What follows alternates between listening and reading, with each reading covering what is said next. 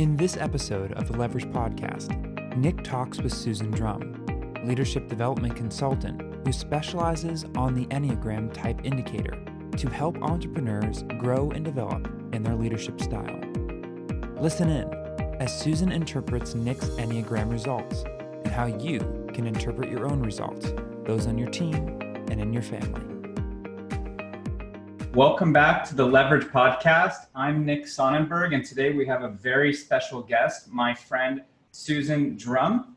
Susan is a leadership and CEO training coach. We met at a meditation retreat in Arizona in June called Mela. She's an expert at this really awesome tool that we're going to be covering today called the Enneagram.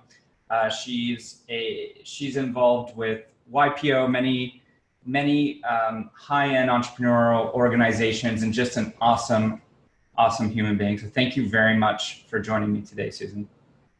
Thank you. And kudos for you for putting yourself out there to debrief your own report in public. That shows a lot of confidence, which relates very well to your Enneagram type, which we'll be talking about. So for all of you listening, we're literally just on the phone going over this personality test. It's a really descriptive, intensive test. It took way longer than DISC or some of these others that I've taken. And we were debriefing, and about 1 minute in, I was like, hey, hold on, this is going to be a good podcast. So we literally just hung up the phone to record this. Yeah, so on the fly. So the Enneagram is, the way I use it, obviously I do leadership development, and I use it to help people understand that there are 9 different types of leadership. And then there's some subtypes within that, which we'll go into. But each type has its own gifts and strengths and has its own blind spots and, let's say, challenge areas. And you never change your type throughout your lifetime, but you grow within your type. So you become what we talk about more integrated or more highly integrated. And what I love about it is it goes to a deeper level than, let's say, some other types of tests that are similar to this, like DISC or Myers-Briggs, where they just look at outward behavior and describe behavior and say, okay, this is what you are, like, so what? Whereas the Enneagram goes to a much deeper level. It looks at motivation, what drives you. And that is a little bit more difficult. There's more difficulty in testing for that and really honing in on it. So what we're going to be talking about today is making sure that the report or the assessment tool that you took was accurate and the accurate typing. So I'll have questions for you on that. But also what I like about it is it points to the direction of growth. So yeah, this is your type, but what do you do about it? Right? Well, where do you go with that? And why I like it, if I'm in the business of leadership and development, then I want to know, how can this person grow based on who they are? And that's exactly what the Enneagram shows us, which I will describe. I mean, I read, you get, just so that you know, for those listening, when you do this, you get like a 45-page report. It's really, really comprehensive. I'll be honest, I didn't read the whole thing. I got to page 19 this morning. But so far what I read, it really did seem to describe me pretty well. Yes, great. So that's usually where I start, is I say, now that you saw the overall type, so the type that Nick typed out as is called the active controller, which is also the name I like to use better than that. The report calls it that, but is protector.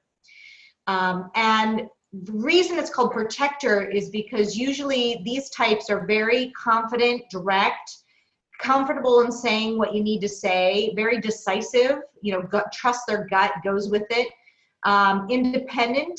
And really anytime there's a leadership void, they will step in to fill it. And almost can't, like, if no one's going to lead, it's the motto is lead, follow, or get out of the way, right? So but it also has this protective side, which is very loyal, very big-hearted, and interested in protecting those, particularly socially, that might be persecuted. But it could go into various forms, but wants to right the wrong, the social injustice, and has the strength, I would say, to do so. So overall, Nick, what was your thought, now that I described the type, when you read, I think particularly the first couple of pages, I usually ask, like, what was your overall impression of the typing so Yeah, far?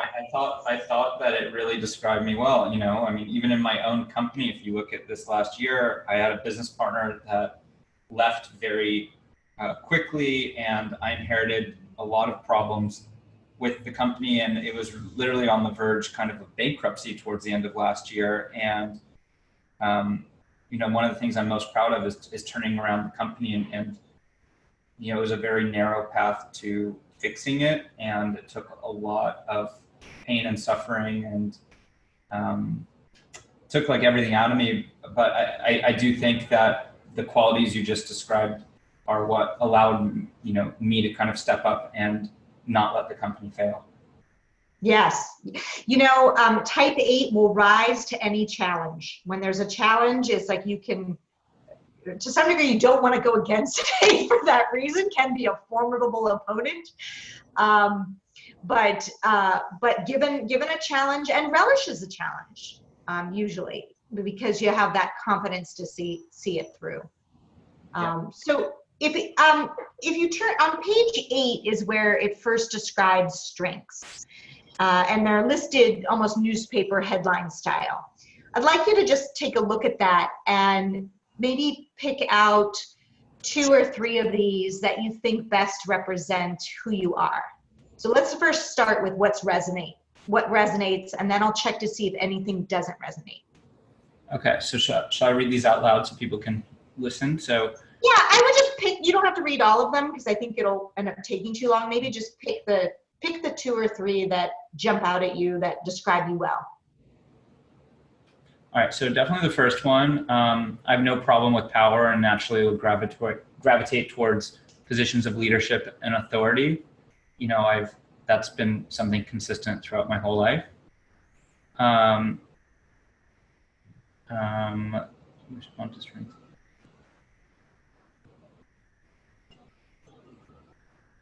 And probably the third one there. You respond to strength and independence in others. In your relationships, the strength of character will allow you to give your support and protection to others. You stand up to defend your team as long as they're coming to the party and showing their strength of character.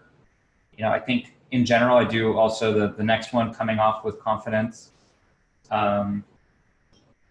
Willing to be forceful in service of others and your ideal of goals. I know what I stand for and will generally project a huge amount of certainty. Yeah, I feel that I resonate with that. I mean, kind of like all of them, honestly. Yeah. Okay. Good. So far, it's a more accurate typing then, in terms of the strengths. Yeah, I mean, like, I don't like unsentimental decisions. Like, I do kind of disassociate and try to just make the best decision without being too emotional about it. When you apply your focus and intent to a problem, you will work through, and yeah, the last one especially, I think that one of my unique abilities is a high pain tolerance. And like I've said before, that even though I'm good at math and all these other things, I think that what makes me a good CEO is my high pain tolerance and being able to get through tough times. Yes, you'll fight the battle. Yeah. And stay the course and have the energy. We often call type 8s have big energy to withstand, sometimes to the point where they don't realize that they need to take care of themselves a bit more, which we'll now get into some of the challenges of your type. It's another but certainly issue that I've been realizing is that I've, spent less time on myself lately because I'm so, consumed by a lot of these things. Yes. Well, it's a good lead in now. If the way we think about it in Enneagram is if your focus of attention is on one thing, one area, it means that there's another perspective that you're not as focused on. And that's usually where the challenges come to play.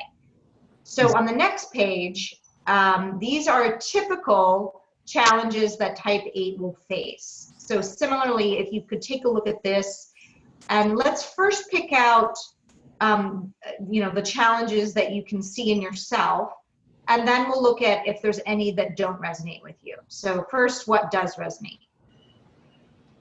So the first one, I'll I'll just speak my mind. And I don't like to sugarcoat. So some people might feel bullied or humiliated or feel like it's tough to talk to me because I'll push back. If you say something I don't agree with or I have an opinion on, I'll just bluntly say what's on my mind. Let's see. Your tendency to act on your own interests can seem selfish. Not so much. You don't like it when people encroach on your freedom and personal choice. I resonate with that one. I'm not obedient. Like if someone tells me to do something and I don't agree with it, I'll have a tough time. So that's why being like a CEO is a good fit for me, because I wouldn't ever do well, in a job, especially like if I didn't agree with how like some of the tasks my boss wanted me to do. I wouldn't do well with that. My certainty can push others away. Yeah, I think people can find it hard sometimes to talk to me because I might just be not willing to budge and compromise with them. You want things to be done in your way. I mean, I'm open. I want things to be done in the right way. So if someone can disprove me, I'm totally fine and happy, and I don't feel like an ego hit if someone else comes up with a better idea to do something. That would excite me. But I don't know. There's a lot of times where I feel like what I said was the best idea. Yes. What can happen is a type 8 gets a little attached to their idea. So, and with the first part that you talked about, where people can feel a bit more, see you as intimidating. Often type 8s, I don't know if you've ever, has anyone ever said that they find you intimidating? That can be frequent for type 8. Yeah, I've heard a lot of things. I've heard intimidating, asshole, dead on the inside. Yeah. No feelings. I've heard it all. I think also, in my past job, I was a high frequency trader where I was dealing with billions of dollars of the bank's money. And in that job, you have to be able to back up your decisions very logically. Like things wouldn't fly. Like if there was a mess up and you couldn't fully explain it, you would just be fired, right? When you are dealing at that level. So, I think some of this is just, I think that my personality led me to that type of job, but then even more so while in that job, I even kind of got more so to be like how I am, where I kind of now expect people to be able to back up their decisions with logic and reasoning. And I think that people just aren't used to being held accountable to the way or answer questions like how I ask them questions, because I think it's something that most CEOs or most people, might not be asking all the questions that I ask. And I'm doing it from this previous experience of having to be highly accountable. With it, yeah. Well, usually type 8s have a very strong presence. I always say you can feel it when an 8 is in the room, even if they're not talking, just by your very nature. We also call these the body. There's 3 body types, and type 8 is one of the body types.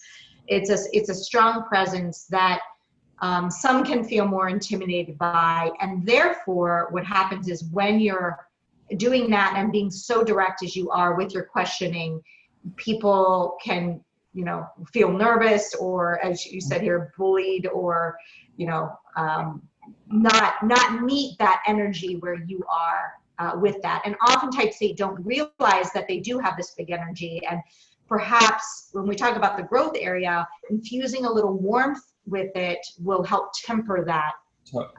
Even in the way you ask questions. Totally. I mean, a lot of people have said that there is a lack of warmth when I'm analyzing and thinking deeply. So if someone's talking to me, a lot of the times, if I'm thinking heavily, like I'll just be staring, because I'm thinking deeply. So I'm not like smiling and nodding. So some people have said that it's intimidating, kind of having like me just be staring so intensely at them while I'm thinking. Yes, because they're making up all sorts of things about that, right? I wowould say in the absence of communication, people make it up. So they are making that up, and you couple that with your presence and the directness. That's often what could happen. How about in some of the pieces where, as I mentioned before, you can overextend yourself and not, with all that energy and fighting the fight, sort of forget to take care of yourself and what you need. It's almost this ability, like a belief that you're invincible. I'm not saying that, maybe not that strongly, but there's like, I don't need that, I'll be fine kind of thing. No, definitely. It's like, what's that saying? Like the CEO eats last, or I forget what that phrase is, but yes. I get super highly focused, especially, when I was fixing all the broken stuff with my company, and it's very easy for me to prioritize that over even my own self, and work out less or not. I like playing chess, so that I haven't played as much chess as I used to because I'm just so busy with work. So making time for myself definitely is a struggle for me when I'm super busy and wrapped up with work. Yes. Yeah, I've seen a lot of times type 8 is, not taking care of themselves in the pursuit of what needs to happen with the business or whatever project. And the reason it's called active controller, because there's a little bit like, if you're not holding the reins, this thing could go anywhere. So there's an attachment to that, if that makes sense. Mm-hmm. And it can be hard to let go of that attachment, like without your presence, because you have such a strong leadership presence, what will happen? Okay.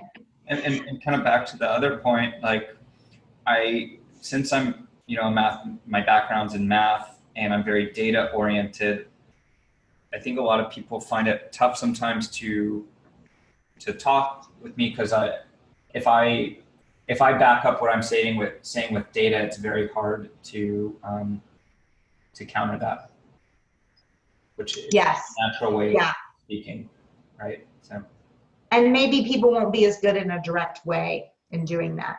Yeah.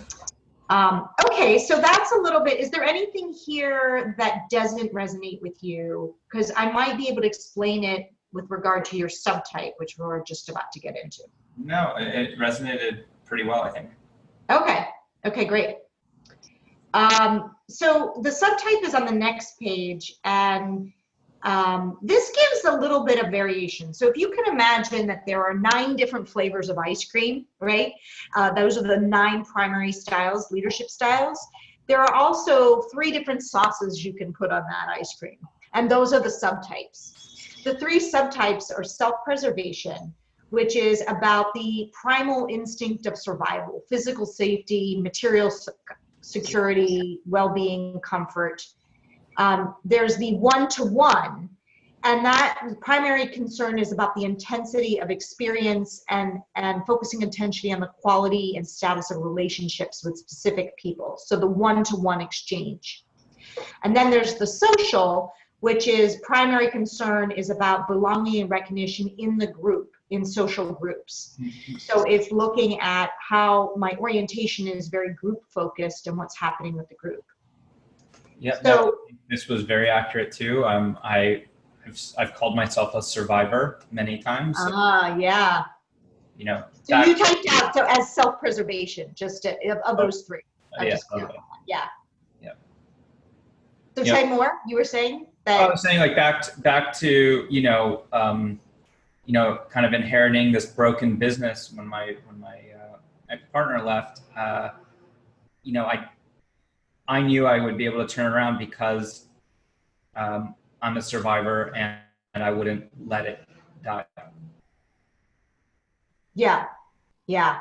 And because of that, there's a little bit more of an independent flair to this type 8. So it flavors it in a way that this ability and extreme confidence in surviving the most challenging situations. Very hardworking, natural flair for business. And if you notice, trading and negotiating, right? It's like it makes everything that you did in your prior life as a trader make total sense. Yeah. Because this type is usually really good at sussing out, getting the upper hand and clinching deals in your favor, and has an instinct for that as a result. So far, I'm liking the test. So, and so there's this sort of straightforwardness, and there's an ability that you could feel so secure that you'll go against any opposition of any kind, Yep. you know, and almost like make your own rules to achieve what you want. I've had team calls where it's like 10 people are against me on a decision, and I'll still go with it because I just believe so deeply that that it's the right move. Yes. Yeah. And so therefore, your need to be strong could make you overlook feelings sometimes, both your own and kind of the emotional side and those of others. And you may not be aware of the adverse effect it has on others as a result. Each of the types has a vice and a virtue. The vice for type 8 is passion.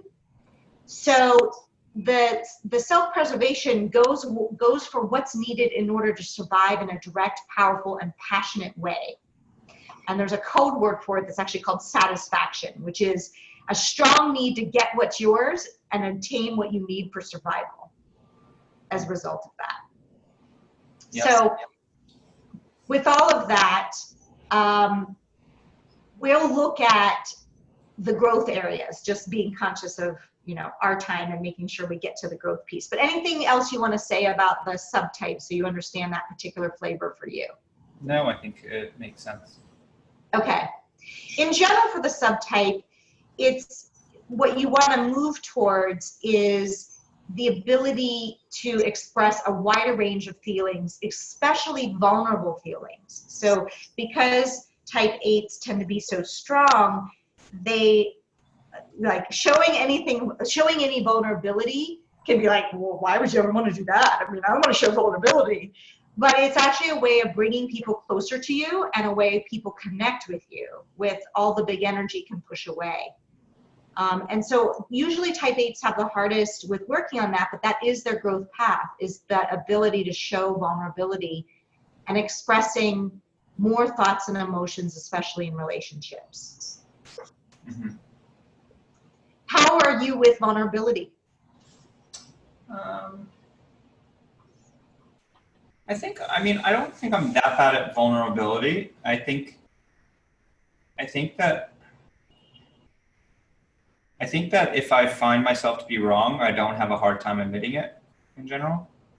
But I will make you, like, I won't just jump to saying I'm wrong. Like, just as I would come up with the facts to prove that I'm right, like I would expect the other person to come up with the same depth of facts to prove me wrong. But if I'm proved wrong, then I don't have that much of a problem,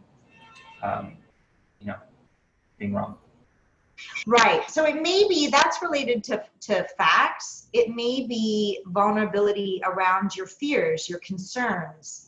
Mm-hmm. Any place that you could potentially feel uncomfortable, where even if a type 8 senses that, they quickly push it away as almost invalid. Yes, since I'm, as you said, like my secondary is to be a survivor, I think that I'm constantly trying to mitigate risk and reduce vulnerabilities as part of that trait. Yes. And so there's, because of that, because it's more of a blanket statement around vulnerability, type 8s often don't see that there's a gift in vulnerability. And that's what I'm talking about, allowing people to connect with you when you're more open with fears, concerns, the more vulnerable parts of yourself. And only you know where that is and where that touch is. But it's, again, we're going to talk now about wing styles and airlines, but it's a place to look. So one growth area with 8s is around vulnerability. The second theme to look at are what we call the wing styles. Now in the report, this is on page 15, but I also sent you in the email, so you might want to just pull that up. The email I sent you has These are the directions of growth. Wing style just means it's the type on either side of you. So the Enneagram is a circle, and the types that are on either side of type 8 or type 7 and type 9, right? Mm-hmm. And so the report describes, if you imagine you have sort of two consultants in your life. One you have on speed dial and you use all the time, and the other you probably forgot their number, and you can use these consultants for good and for bad. So the report describes, if you use your consultant of the type 7, which is called the enthusiastic visionary, this is how you use it for good, and the low side would be how you use it for bad. And similarly for type 9, which is the adaptive peacemaker or the mediator. But in the email, I think I cut right to the chase that I sent you. The way I look at it is, what can you learn from type 7 and what can you learn from type 9? So type 7, being the enthusiastic visionary, their primary motivator is fun. It's about fun, it's about options, and it's about experiencing all that life has to offer. And so what a type 8 can usually learn from a type 7 is this ability to lighten up. Because 8s approach their work with great intensity, the growth is to balance this tendency with the lightheartedness of a 7, pausing to find what's funny, what's positive in this current situation. And so a phrase you might ask yourself is, what do I notice that's interesting or amusing in what's happening?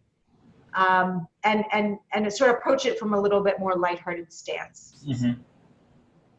Well, what do you see in that for you? I think that I'm definitely an 8, not a 7, what we were talking about earlier. But yeah, I do think that would be good for me, is to kind of take a step back sometimes, focus on myself, and also, lighten up and think about, the joy in what we're doing, rather than just trying to execute all the time. Yes. Yeah. Well, that's one growth area. The other growth area is 9. And type 9 is, as I mentioned, the peacemaker or the mediator. They're really good team players, really want to hear everybody's viewpoint, make sure that no voice is left unheard, right? And so their gift is this ability to be receptive, and that's what a type 8 can adapt more of, because 8s make instantaneous assessments and usually respond immediately. There's usually quite a driver of impatience with the type 8. So to be more receptive, it requires you examining your own reactions and really keep digging in to say, is there something more I need to learn? What other questions can I ask to discover before making the conclusion? And take on more of that 9 energy. So what do you see in that for you? Yeah, I guess receptivity. Yeah, I think that's accurate as well, that I need to be more open-minded and receptive to other people's opinions. The way it would show up, it would be more, rather than going with that gut instantaneous reaction, pausing and asking 1 or 2 more questions to dig in. Right. That would be the growth area. Okay. Okay. So those are the wing styles. There's a lot more, but just given our timing, I'm not going to go too much in the wing styles. I just want to touch on the arrow lines, because the arrow lines in the diagram, the diagram of the Enneagram has different arrow lines that point to different types. And these are also areas of development. It points to what you can learn most from.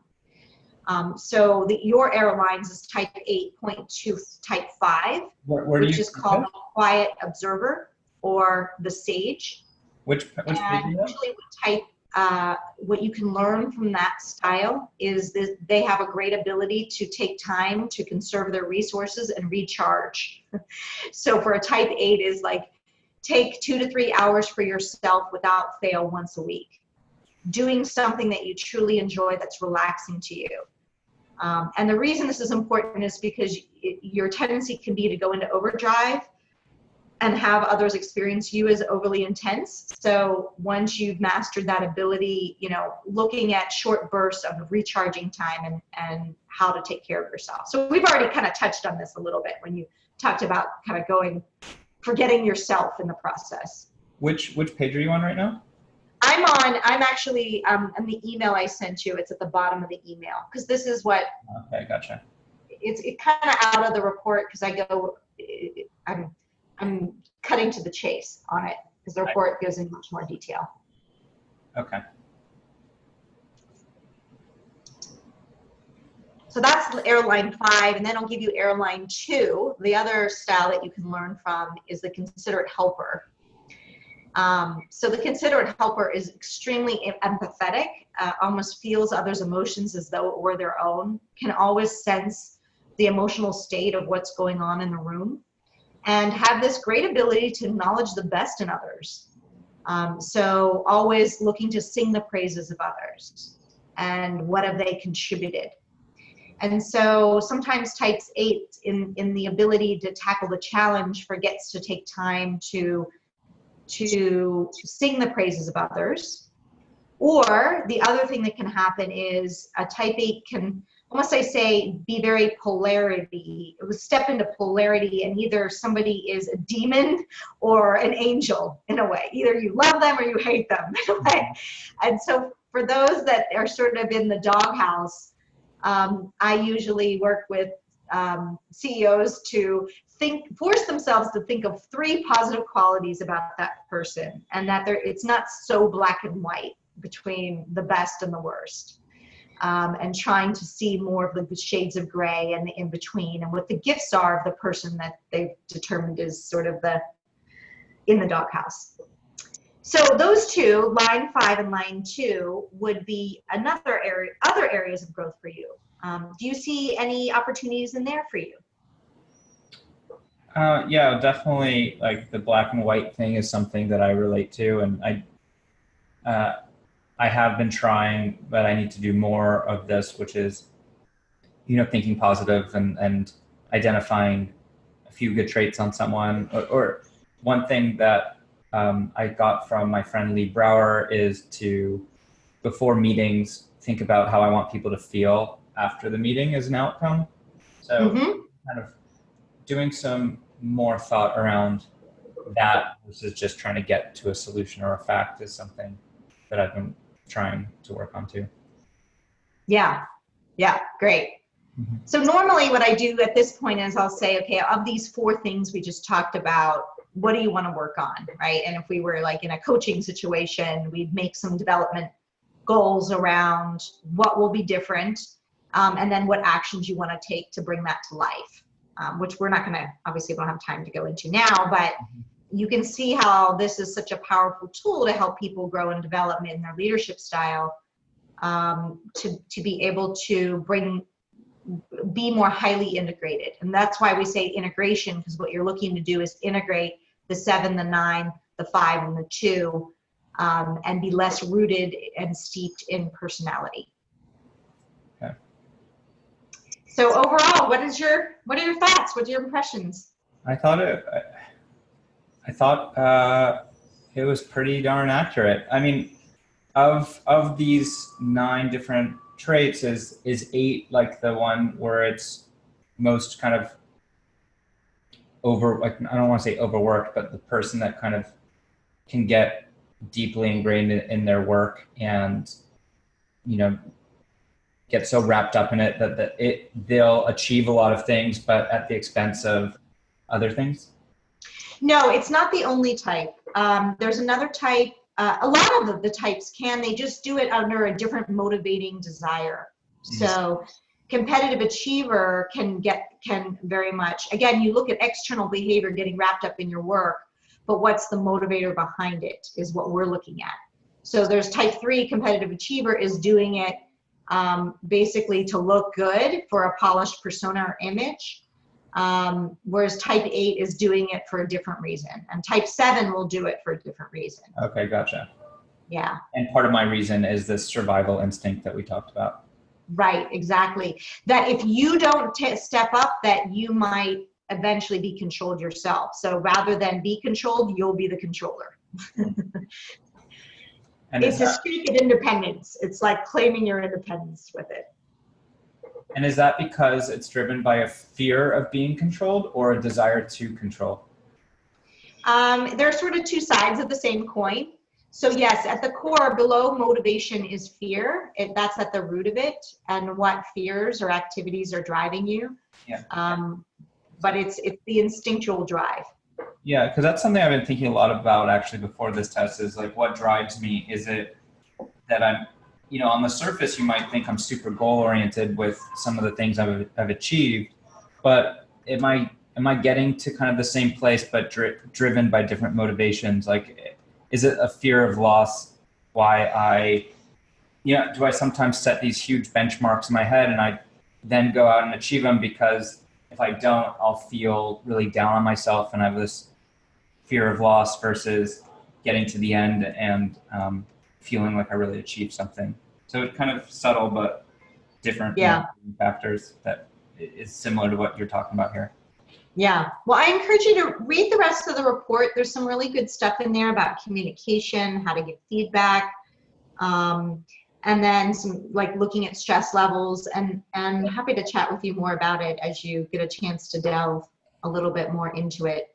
This is super interesting. So when you work with so can you explain a bit like how consulting with you works, and when you go into a company or a team, do you make everyone take this exam or just CEO? Well, it depends. So there's a couple different assessment tools I use. There's 360 assessment, which is getting feedback and looking at your stage of growth within your own adult stage development. This is one I use as well. This is more of a self-assessment.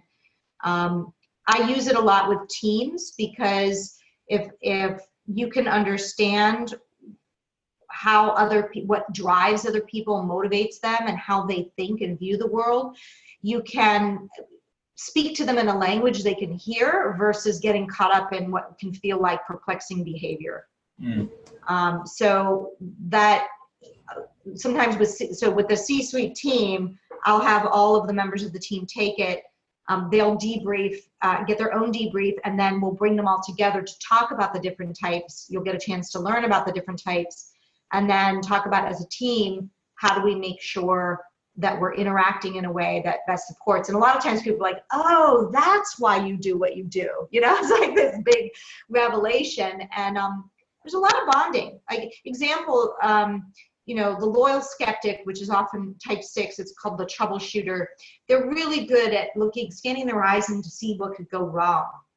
And there was one type 6 in a team, and the others would get kind of like, oh, there's Debbie Downer again, but she played an important role, and one that should be valued in the group, because no one else comes with that perspective. So it really gave her a voice in the leadership team now to respect and understand where it's coming from. It's of a desire not to step in the pothole. And so the team got along a lot better after really understanding the different styles. So that's how I use it. I know some people that I think is it DISC, where there's like the 4 numbers, like quick start, and is that DISC? It's DISC stands for the DISC. Oh, maybe it's Colby. I'm sorry. I know some people where they literally will rearrange where people sit based on their Colby scores, and like stick on the back of their chair what the score is, so people know what they're getting into when they talk to that person. Oh yeah. That's why I always require first a separate debrief. You don't do this without having just what we did, which is the one-on-one exchange first to make sure it's an accurate typing. Second, to really hone in on what your areas of growth were, so you can come to these types of sessions with a little bit more humility and not be like, oh, you're this type, that doesn't work. No, totally. So I want to be respectful of your time. Where can people find out more information about you if they want to learn more about the coaching or taking this type of test? Yeah, you can find more about Meritage Leadership is the name of my company. And if you just go to meritageleadership.com, it's MERITAGE leadership. And you'll see we have some descriptions about how we work with senior teams and how we work with, we also do leadership development programs using some of the other assessment tools I mentioned, like the 360. And we also have a Rising Stars program, which is more for high potential managers and doing some of the development through webinar-based tool. So that's where you can find me. I'm also on Twitter at Drumm Leadership. You can connect with me on LinkedIn as well at Susan Drumm.